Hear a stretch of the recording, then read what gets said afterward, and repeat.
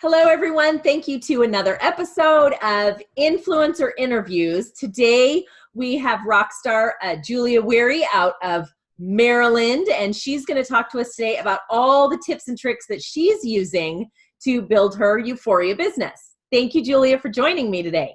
I am so excited to be here and to be interviewed. This is like a dream come true, really. I feel like a real rock star being interviewed. This is great. Well, I'm no Oprah, but I'll try. Awesome. Yeah, I know you've been in not just network marketing, but the marketing realm for quite some time. So could you just give everybody a little bit about your background and what you've done in the past that kind of brought you up to this point? Yeah, I would totally love to. So there was no hope for me. I was going to be in sales no matter what. My mom and dad were like pioneers in the whole concept of PMA, positive mental attitude, and did things like never use the word no with us and stuff like that. They were absolutely always really lifting me and my sisters up. It was just amazing. My dad quit his job when my mother was expecting my second sister, and quit his job. They started their own business. So it was just like in my blood, it was going to happen. And I was about 8. And I came into the room where my dad was in the office, and I noticed that he had all these brochures in his racks on the wall. And I was like, Dad, what is that stuff? And he said, oh, it's called marketing. It's called postcards. You put those into envelopes when you send out an invoice, and then people want to buy from you again, and they remember you. And I'm like, oh, I'm doing that when I grow up. And then for fun, we were kind of broke. My mom stayed at home. My dad owned his own business. We were in Catholic school, new baby coming, right? So my for fun thing to do was that I got to participate in the Olympic Greeting Club program. Were you ever in that? Did you ever hear that? No.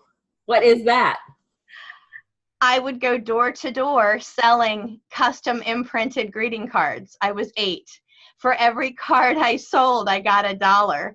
So I would go around the block and I'd come home and I'd show my mom what I had. And she'd go, that's great. Do it again. And I'd have to go around the block again until I think my mom would want me to do it until I had 50 cards sold, 50 boxes sold, or whatever it was. It was pretty amazing. So anyway, I did. Awesome. I know. It's really funny. I think all entrepreneurs have a great story about what they did as a kid. Right. All of them. It's just something kind of ingrained. I remember when I was a kid, I used to write this. I would go around the neighborhood and gather all the gossip and put it in a newsletter. And then I would sell the newsletter to all our neighbors. Oh my gosh. What's really going on? They had to come to me. And I would sell it, and that's how I made money as a kid. That's babysitting. So that's amazing. How old were you when you did that? Oh, I was probably 11 years old. Oh my God. Creativity, yeah. right to the core. You are so cool. That's awesome. Well, yeah. So then the next thing that I did is I won my first sales contest when I was 8. Wow. Yeah. So I went to Catholic school, like I said, and we had to sell raffle tickets. And so I sold the most raffle tickets, 268. I sold the winning ticket, and then I won the alternative prize, and all so great. And then when I was 12, my parents would pull me out of school to go see sales trainers when they would go. So Really? So I saw Tom Hopkins when I was 12. I saw Zig Ziglar twice before I was 18. Pretty amazing stuff. That is pretty amazing. Well, now I'm not surprised why you're moving up the ranks and succeeding so fast because it's like ingrained in you. I love that. What a great background. I really love it. There was just no hope for me. I was definitely going to be in sales, and it is completely my passion. It is what I love. I love teaching it. I love sharing it. I think that nothing happens till somebody sells something. I mean, I completely live this lifestyle of a salesperson. I've actually never had a regular job. I've only ever been straight commission my whole life. So when I was like had this really awesome job selling furniture, and it was coming to an end. It was a store that was transitioning, and I was offered the sales manager job. This was like 2006. And they said, you can have this job and you can hire 54 salespeople and you can get an override on everything they sell. And I said, yeah, it sounds great. I'm going to start my own company. I quit. So I did. Just like that. Just like that. I had $1,700 saved to my name, and I just went full force with word of mouth, which is my marketing company that I've had. And I say marketing, but it's really sales. But everything that I do is like marketing based on sales. So that's probably the root of our conversation of what you were asking me earlier. Like, when I'm looking at a marketing tool, the only thing I'm thinking is, how will this help me sell more? Like, if I were just a marketing person, I might be caught up in how it looks and the colors and the words and the fonts. And I really do care about all of that. I totally do. And I have complete respect for that. But all I care about is, how will this make us money? And if I sell this tool to somebody, will it benefit them? I love that, because you are the queen of tools. Like, when anybody even mentions the word banner, name tag, business card, anything like, I just go Julia. Just go right to Julia. Connect you to Julia. Because you have a knack for putting together all the right tools that people need all in one place. And I think that's so handy for us. Well, that's nice to hear you say. Well, let me ask you a question. When you were in school, I think you said you went to all-girls Catholic high school too, right? I did. Like, when you wore your uniform, right? Did you have to have a name tag on your uniform? No. Oh, really? No. Oh, everybody. Oh, okay. I thought in California, we're weird like that. No name tags. No name tags. Well, we had to have a name, what we called a name bar. We had to have a name tag on. And this is the cool thing. My name bar, my year was yellow with black writing. So it was kind of clandestine, right? It was like, it was meant to do euphoria, meant to be a euphoria rep. It was going to happen no matter what. It was kind of predisposed. But that's wild. Yeah, I know. It's really crazy. But we had to wear our name tags, and we wore them on our skirts. But then as the years went on, they required you to wear them on your shirt. But you had to have your name tag on so that the teacher could spot you what year you were, because each year had a different color. Huh. And then they would know your name, so they would know if you were in the right place at the right time or whatever. It's kind of funny, but it kind of set the tone for why I'm so adamant about name tags, which people keep asking me about the name tags, but I just feel like it makes you look so official. And when you walk into a place and your name is on your shirt, I mean, you don't have to have an embroidered shirt in that case, or an embroidered hat or whatever. I mean, I love those too. Don't get me wrong. I'm not saying I don't. I really love those. But like anything I wear, I just walk in and this kind of leads the way. So that's where that came from. And it really has blossomed, because now I think I've got 10 different kind of name tags. I think not only do I have every one of them, but people are getting different. Like I got 10 different versions of my name, but people are asking me about them all the time. But I tell everybody, I'm like, there's really just a couple of things you need, and a name tag will go really far for that. So that's kind of where I thought maybe you had more name tags too. It's funny. No, but wow. But our skirts were yellow. No way. Yeah, yellow and brown. Oh. But no one wore the brown skirts. Everyone wore the yellow. And then I didn't wear yellow for like 10 years because I'm like, no. I wouldn't even look at yellow at the store. Yeah, I was going to say, that's unfortunate. I thought you were saying they were yellow and brown at the same time. That's unfortunate. Ugh. Ours were ugly too. I think all Catholics go, not anymore. Have you seen how cute the Catholic school outfits are now? Oh, they're adorable. Back then, yeah. It looks like field and unfair. Now, I will say, though, I did wear mine extremely short. Yeah. I went to detention a time or two. They would make Father Downey would make us kneel on the floor. And if while kneeling, your skirt didn't touch the ground, you're in trouble. You're going straight to the principal. Yeah, that day. Right. I remember that. Oh, yeah. That's funny. I love it. We digress. That has nothing to do. Okay. So anyway, You actually make awesome brochures. Well, before we get back to the tools, let me just ask you, I know you've been a few companies. I know you've done marketing for a few network marketing companies, like people from other companies come to you to create their tools. And what did you see in Euphoria because you probably could have joined one of a billion different opportunities, but what about this one that stood out or made you go, okay, now that's something like I can't pass this up? Yeah, so I'm really picky. I come across as like really happy and fun. I'm always laughing and having a great time, and I'm definitely a blue personality, as Big Al would say. If we're not partying, I don't want to do it.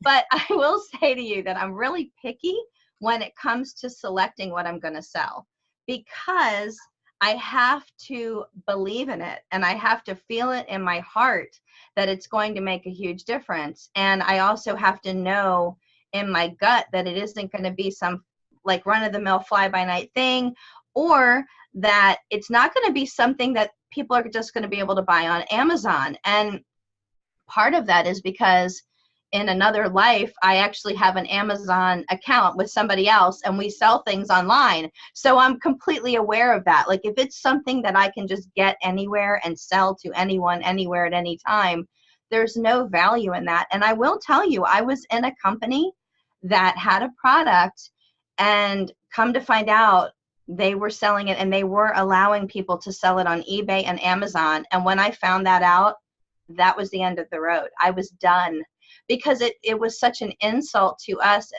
as educators of our product. I mean, that's how I feel about this. This is my job to be the inviter.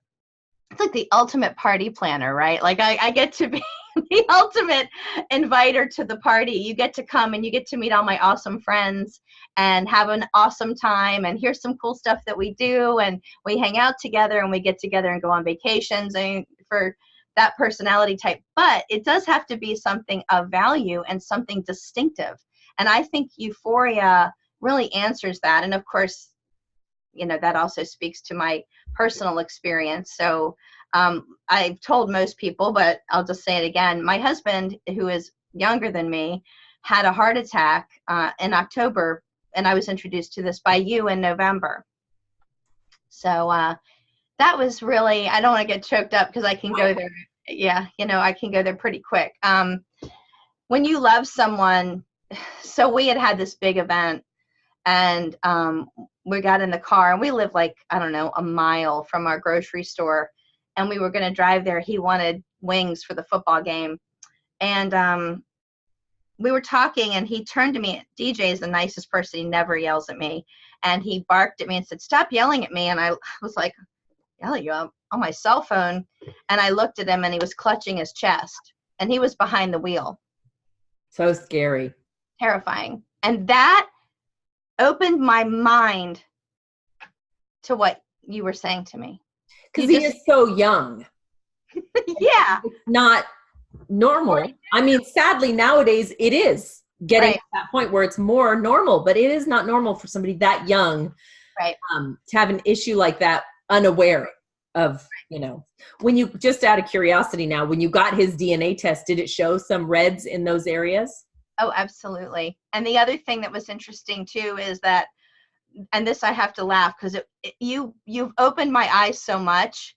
But one of the funny things is, so I've always eaten gluten-free, dairy-free, nearly vegan, not really vegan, but anyway, I've been like that. Haven't had soda in I don't know how many years. I haven't had added sugar or sugar substitute in however long. It's been forever. DJ, on the other hand, how many hamburgers can he eat every day? How much soda can he drink? like he's the opposite, the other end of the spectrum. So people will always say, well, like, what did you feel with your product? And I always say, well, I'm kind of the one end of the spectrum that, I had taken supplements before, and I tell my story. I'm like, yeah, but my husband, on the other hand, he is having amazing results. He can tell me whether or not he's had his supplement because he feels that different. Wow. That's amazing. Kelly's kind of like that. Oh, okay. Like, he'll know. He'll after eating a meal or an hour or so goes by, he's like, oh, I forgot my supplements. Like he feels it, which I just find amazing. Me too. I just can't believe it. I mean, people will say to me, well, what am I going to feel? I'm like, well, most people, nothing, unless you're like DJ over here, I guess, or Kelly, then you're going to know. Sadly, most people are. Oh, They eat whatever, and they don't think about, I always just say peace of mind. You're going to peace of mind that you're doing the right thing, regardless of what else you do in your lifestyle. Yeah, it's like the perfect harmony, right? It's like the music is just playing perfectly. You've got this peace of mind, this ease about it. You don't have to think about it. That's the other thing too, Tina. I will say that, when you think about people recommending, oh, you should take zinc if you're feeling a cold coming on, or, oh, you just rode on an airplane, maybe you should have some vitamin C, or really you don't get enough sunshine, you're in Baltimore, the sun doesn't come out too often anymore, or Seattle or whatever. But that's just guessing. I literally would have no idea what that meant or how much I could take or anything like that. And the ease of this, because it's just done for me and I don't have to think about it, worry about it, wonder anymore. It's done for me. It's just a great feeling, really. Yeah, I couldn't agree more.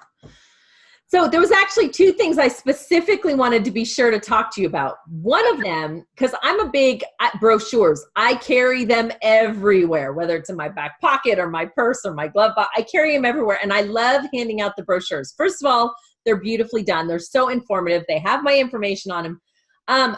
Secondly, I'm just a big advocate of people thinking that I know a lot less than I actually know. I would rather people think, oh, she doesn't know the 18 genes, because honestly, I don't. I couldn't name them if you asked me to. But when I'm talking about them, I always whip out a brochure and point to them, because I'm a big advocate on, I want that person to think, well, if she doesn't know it and she's doing great, must be okay to not know anything and you'll do fine, right? Yeah. So I always pull out a tool. I'm really big on that. But you take like the tools to a whole different level, because you don't just pull out a brochure, you pull out a Sharpie. Will you tell everybody what you do? Because I just saw a video of you doing this the other day, and I was like, Julia's a genius. I never thought about that.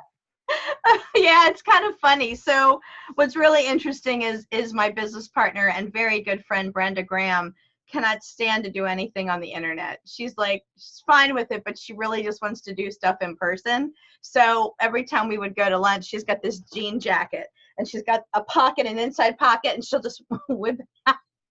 And I can picture that. Oh, it's comical. Like if you're in line somewhere, she's passing them out as she goes. It's really cute. So here's the brochure, and interestingly enough, it's got everything in here that you want. But if you are talking to somebody, the smartest thing to do is to grab your Sharpie, which I think everybody should carry a Sharpie. Now this is the big one, which I think is cool because it's got the chisel point. So that's why I'm bringing that. But I would just say to somebody, oh my goodness, it's been so awesome talking to you. Look, here's me, right? So I'm Julia. I'm going to circle that for you so that you can find it on here. It's kind of hard. I'm just going to put a little star next to my phone number, because I want you to know you can text me or call me whenever you want. Now, I do have my my Mind Me on here, so I'll even tell them, you can underline begin, you can text begin. If you mark it up like that, then it's all of a sudden theirs. The other thing too is, you and I were talking about genes today, and you were asking me about weight management. And let me see here. I gotta mark this for you about the weight management, because you really want to check that out. But what I was telling you about was the gene that I'm most interested in. And you just start drawing pictures, and it doesn't even matter what you say. Circle them, draw a line through an X, a little note next to something. And the reason I do that, the reason I mark these up, is because the minute you do that, it becomes a living document. Now it belongs to them. They take ownership, especially if you can put somebody's name on the top and, Mary Jo. And then if you can put it in their hands all marked up, now it's this thing that they can study and learn from and learn about. And it's not like going to a trade show and coming home with 50 of these and then tossing them in the trash. This is yours. I so totally love that. I think that's such a cool tip. I'm going to go get a new Sharpie and stick it in my purse. I think that is just genius. Yeah, me too. I didn't create this idea, but it really, I would see this over and over again, especially at a trade show. Like when people would have a brochure that might have a price list on it or something like that, and they would make notes next to it. I was like, man, you know, you never throw away the one that was given to you specifically about you, right? About your story. So that makes the most sense to do it like that. And really to give it to them that way. That's one of my tips that I really love. I love being able to put that in their hand. And then I have my brochure stands, which are here, that are very special. And I don't know, have you ever seen my brochure stands? I like it. About them? Yeah. So it's, the cool part about it is the brochure goes in the front, and it's got a business card slot. So the business cards go in that part. And I thought I had my business card sitting right here, but it'll go in there, and it'll be the opposite color so that people see it. That to me, that's the kind of brochure rack that I recommend that everybody get. It's right here. My brochure, my business card was right in front of me the whole time. So there it is. Perfect. So it's like that. So it just fits right in there. And I love the rounded corners on the business card. That's my favorite kind of business card. Yeah, it looks, this one has a little hologram on it. So a long time ago, there was a guy who did, and I can't remember the name of the guy, but he did a whole thing about business cards specifically. And he said, if you invest money in anything in your business, make it be an investment in your card, because people will remember that and judge you by that, because it's the very first thing they see when they meet you, like at a trade show or something. Well, and I always go, because I go to a lot of networking groups, and I've been part of the same one called Successful Thinkers for like 10 years. So it's a lot of the same people. And the funniest thing I find is that when people jump from business to business to business, but they use the same Vistaprint picture, they just change the information. And there's nothing worse when then they cross off the name of the company and write a new name. I'm like, are you so cheap that you can't afford a new $10 business card? I mean, really, you're so right. It's so important. It's such a representation of you. Do you want to look like you're made of money, or do you want to look like you're made of not cheap? I don't know. And the other thing, you know, what used to happen is you'd go to a mega networking event, and you'd show up, and there would be 15 people with the same picture on their business card, the photographer, the florist, the bridal consultant, everybody, and you'd be like, oh, no, I got your card. Oh, you go to Vistaprint, and it's like the first one on the top. You're like, oh, I get it now.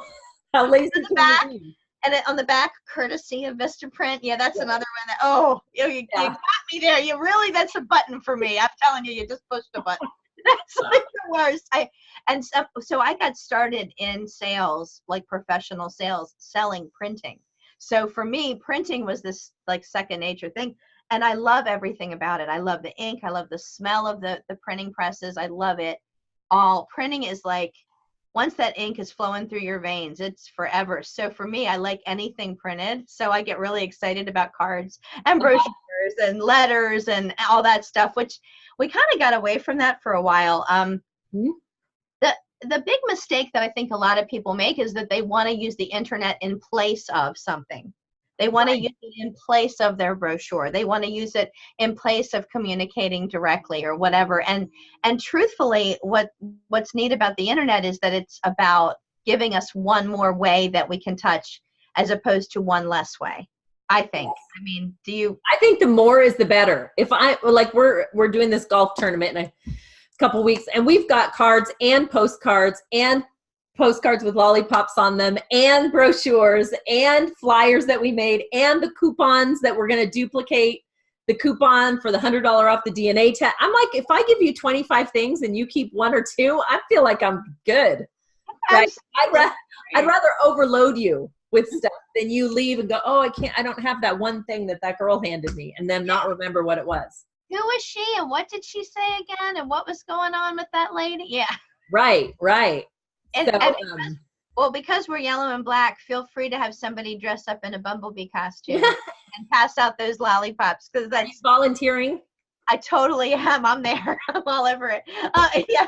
I see a convention party where we're all dressed as bumblebees. I'm there. I'm really into that. Okay, regional meeting in Arizona. Yeah. In October, right around Halloween season, and we'll all come as in a group costume. Right. I need the dilly bop. Right. Well, it's funny too, because that actually is an interesting point, which is why are people buying the marketing materials? You said golf tournament, golf tournaments, 5K runs, trade shows, any kind of an expo, that's why people have the marketing materials and the brochures, right?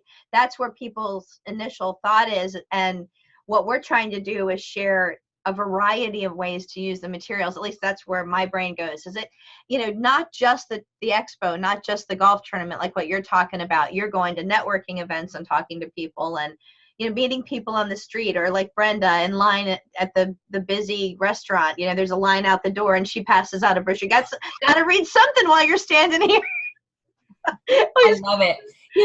And I think the one thing people miss actually is they join a business and they don't think of it like a business, like a brick and mortar, because we don't have to pay the overhead or the inventory or the insurance or the employees or all the stuff.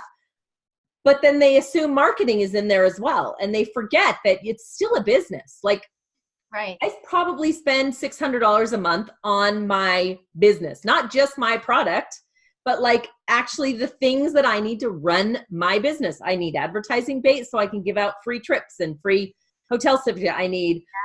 I decide so I can do a cool video presentation. I need MindMe so I can have a text platform. I need, I use Constant Contact. There's another $100, right? I use all these different tools and the materials because that to me is called running a business.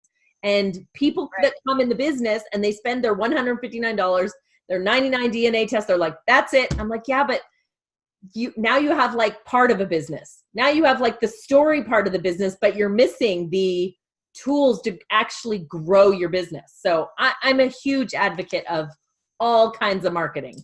So I actually hear two different things there too. So there's the one group who doesn't realize they need to spend any money. And I actually have a very good story about that. But there's the other group who says, I'm spending money on this and on that and on this and on that. And oh my God, I have no idea how to put it together. So I actually have two thoughts there, if it's okay if I share them. Please do. The first thought is so my dad passed, so my mom remarried Bob, and Bob is also a salesman. What a shocker. So Bob was selling textbooks, and he sold textbooks for 30 years. His name is Bob Smith. It sounds like an alias, but it's true. And so he picked the color red to brand himself. So he was going to brand himself with the color red. So he had custom business cards printed, pens with his name printed on them, and then he would get bags, and every year it would be a different kind of red bag. My favorite was one that bunched up and looked like a little strawberry when it was all bunched up closed, and then it could open up, and then it would be this bag that people could carry. And as a textbook salesman, he called on professors. He branded himself all the time. He didn't wait, and his company was Wiley Publishing. Wiley is the biggest textbook publisher, and they also do like the dummies books and stuff like that. And he was still marketing and branding himself on his own dime, because that's what you do when you're in sales, because you got to brand yourself. And real estate agents are the same too. They need to brand themselves, right? So they go to work for a company, but they can't wait for the company to buy all their stuff for them. You have to brand yourself and express your identity and who you are, and then get that information out in whatever way that is for yourself as well. And what's cool is we have these great tools that we can use. We have these fantastic colors. So we've got name tags, table runners, like when you go to a trade show, they might give you a black tablecloth, and this bright yellow table runner works great. We've got pop-up banners that you can carry that have DNA strands on them. And we've got all kinds of cool stuff, gear and bags and things like that. That's amazing, and I love that. On the other side of things, one of the biggest challenges is that people go crazy and they buy everything they see. Somebody comes out with a new widget or gadget, and they buy that, wanting to jump in and use this great tool for their business. But it's interesting because it's like a Sharpie, right? So this is an awesome tool, and think of all the things you can do with this great tool. You could draw on your walls and make a mural. You could, mark up a brochure. You could, make it look like a fake tattoo. I mean, there's a million things you could do with a Sharpie, right? Well, it's just like this with our tools as well. So people buy a lot of tools. So one of the things that I do with a lot of people, especially my team, is we brainstorm ways to use these tools and the message to put out to the world that will get people to take action. Because that is the next question that people ask me. Well, what's the return on investment, or what's the, how much did you spend on this or that or the other? And so yesterday I was doing a call with somebody and they were asking me, what did you spend what is your customer acquisition fee? And I was like, man, I never added it up. And I added it up. It was like 45 cents. And I was like, because once you know how to put it together, but that's kind of one of the things that I love doing with people, is thinking of all the tools they've bought as a puzzle that we're going to put together. And you probably have heard me say this, other people have heard me say it. My famous thing that I say, or my favorite thing to say, is that sales is a series of next steps. That's all it is.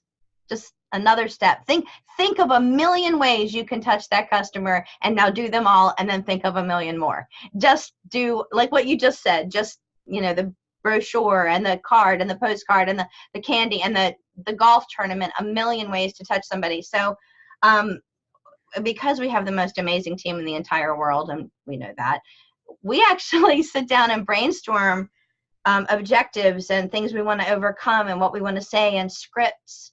I mean, like Texting Tuesday, what an amazing thing, right? Yes, totally. I mean, and it solves, I think, so many problems. Like, we all know, if you're sitting in an office in a cubicle and you have a quota, you're going to do it because the boss is there staring, right? Breathing down your neck.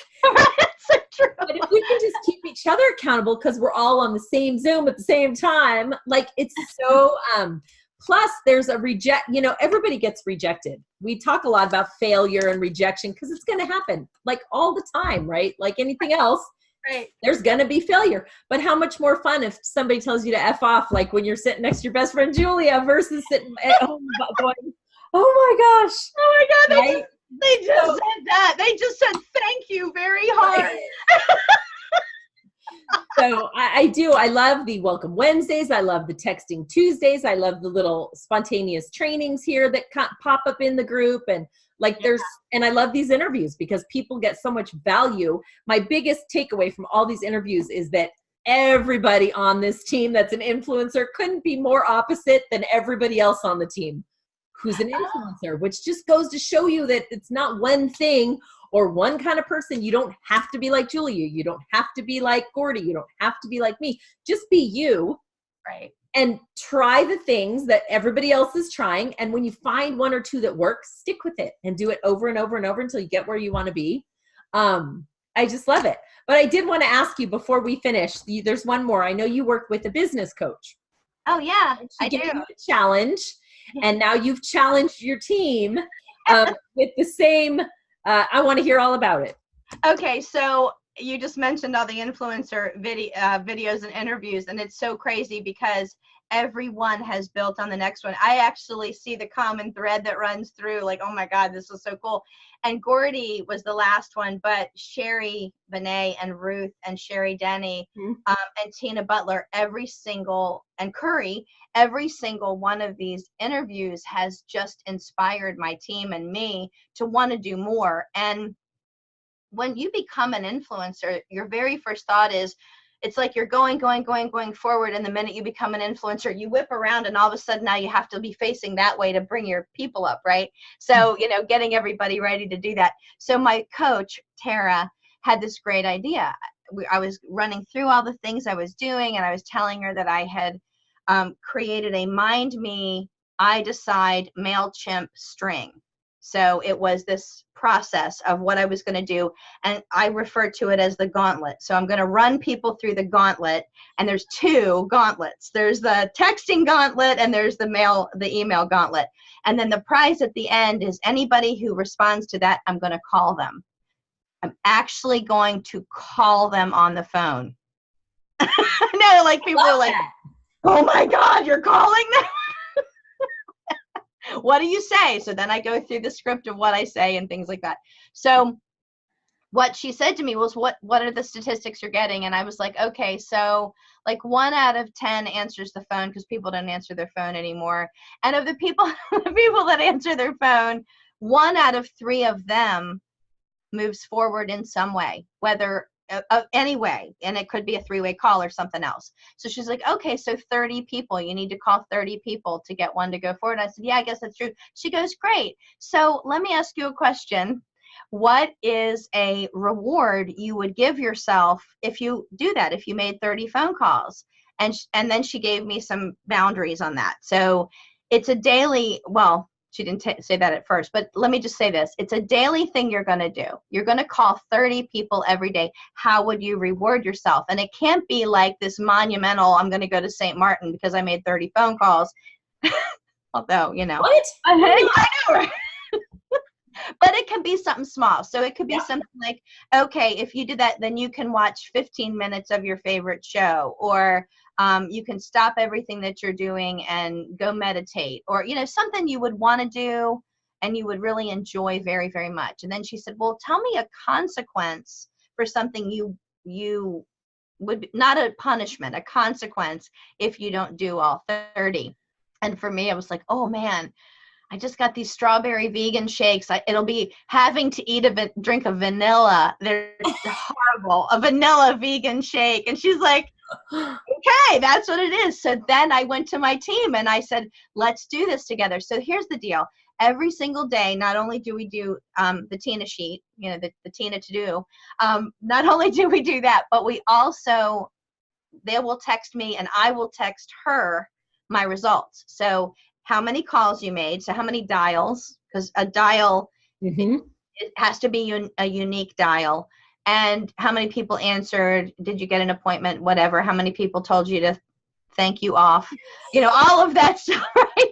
So, okay, so the first day I got back from one of my team members, well, I didn't do it. Black coffee is not my favorite. That was his consequence. The other guy was, well, I guess I'm weeding today, you know, and I was like, yeah, I'm drinking vanilla shakes today. But I think it's hysterical. I know, right? I love it. Yes. So I did get one day with 30. So I got my strawberry shake, but I do have my days of these are my vanilla shake days. But this is the cool smart. Part. Yeah, but this is the cool part. I realized, okay, so I'm probably doing half on a daily basis in between everything else that I'm doing of directly calling people. But I am telling you, I'm getting more people on I Decide. My language has gotten better. My confidence has just skyrocketed. That's the other thing, like, because I'm practicing. So I'm getting comfortable with talking. So think of a consequence. You got to run the vacuum. I don't know. You need to bring DJ into it. Right. Every time you do your 30, it's like 2 minutes of makeout. That works great. Yeah. I think that's a good one. If not, it's like cauliflower chips or some gross thing. Yeah. Well, he would never do that because, yeah, you're right. It would be gross. My reward would be broccoli. Your punishment. I mean, your consequence would be broccoli. Right. That would be my consequence. But that would be my reward. It's so funny. Well, so I really challenge everybody. I have to say, you know, just as you and Kelly would invite someone to take on a challenge, 30 a day is a lot. Mm-hmm. But it really isn't, because if we were saying 100 a day, we'd all hit 30. We would. That's true. The way it works, right? But if that's your goal of hitting 30 and you only do 16, that's totally, okay, if I add that up. Still amazing. 64 more calls than I did last week. 64 more calls. I mean, that's a blessing for me because I'm stepping outside of my comfort zone, and so is the team. And so every single day, at least one of my team has had a 3-way call. So you know what you could do? Tell me. I'll think of a reward for the first person that does 37 days in a row. Whew. You can do it, right? The first person on your team will talk. Yeah, that's a big one, because that That is amazing. That's an amazing goal. Yeah, because you're fitting it all in. And I was realizing, you know, this is a great coaching tool. Like, what do you say and what do you do? And then I would love to share with anybody who's interested what our scripts are, but also the gauntlet that I just described, what we're doing for that, because we're loving that. So yeah, so I love tools. I love to play with them in every possible way. Can you tell it just lights me up? I just get all excited, and yeah, it's my favorite thing. It's absolutely in my mind, just like playing a video game. It's like Frogger. I'm trying to get across the street without getting. Well, we have a tool for you. It's a reward for influencer. You're going to get it at the convention with all the other influencers. It's exclusive to just this group of people who hit influencer by the convention. So it's going to be, I think you're going to like it. I'm going to love it. I love prizes. So what I'm hearing is you're going to do a training called the Gauntlet sometime in the next 7 days on the team page. That's what I heard, right? I love that. Let's do the Gauntlet. Awesome. So thank you, Julia. Thank you so much for participating in this. That was a ton of nuggets. That was a ton of tips and tricks and things to do and things to implement. And I know people are going to get just massive value from it. So I'm so glad. I've loved it. Thank you enough. Thank you so much, Tina. I love being here. I love the team. I love you guys so much. It's just my world. So thank you so much. You bet, Julia. We will talk to you very soon. Thank you again. Bye.